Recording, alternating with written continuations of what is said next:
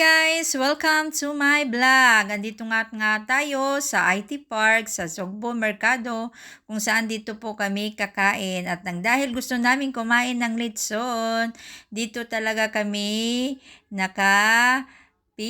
At yung kilo po ng litson ay 1,000 pesos dahil 11 po kaming lahat. Kaya 1 kilo yung binili namin at may puso pa na 20 piraso. At ayan nga yung husband ko dahil sabi niya baka kulangin pa yung 1 kilo kaya napakamot na lang sa ulo ay naghanap pa siya ng idadagdag para magkasya yung ulam namin at bumili siya sa barbecue. At kaya sinundan namin sa pag-video para makita rin nyo kung paano si Dada namili. Si Hi daw sabi ng husband ko. At ayan nga pili na rin siya kaya pinaluto na rin para mainit.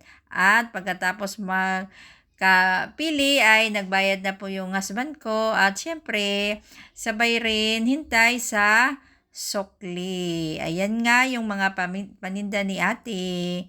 At nang matapos na kaming makapagbayad, nakabili, kaya pumunta na po kami sa pwesto kung saan kami nakahanap ng misa at saka ayan na nga po yung litson, yung puso at saka yung dalawang 1.5.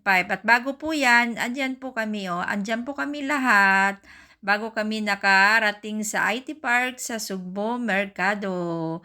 At nawiwili talaga ako kay Dia kasi mahilig talaga yan kay Dada magpabuhat. At ayan po yung lawak na mayroon dito sa IT Park at ayan po kaming lahat. Sabay-sabay talaga kami pumunta. Maaga po kaming umalis sa bahay para hindi po kami masyadong magabihan sa pag-uwi. At ayan na nga, hinati-hati ko na para magkasya, sabay-sabay kumain para mas lalong masaya talaga yung kainan kapag madami tayong magkakasama.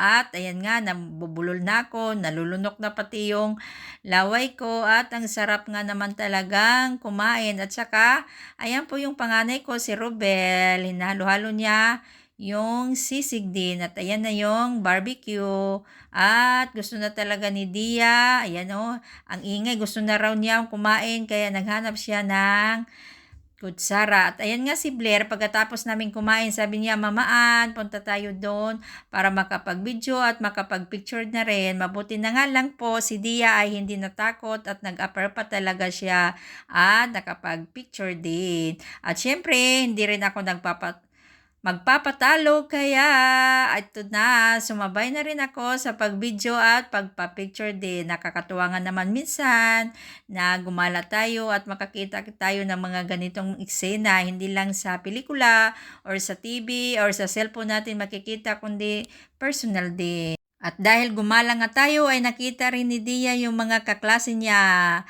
Kaya sabay pa video at pa picture na rin at sabay laro rin. At ito nga yung IT Park dito sa Sugbo Mercado, yung lawak, ang laki at super daming tao. At hindi pa talaga kami nakontento, may nakita na naman kami.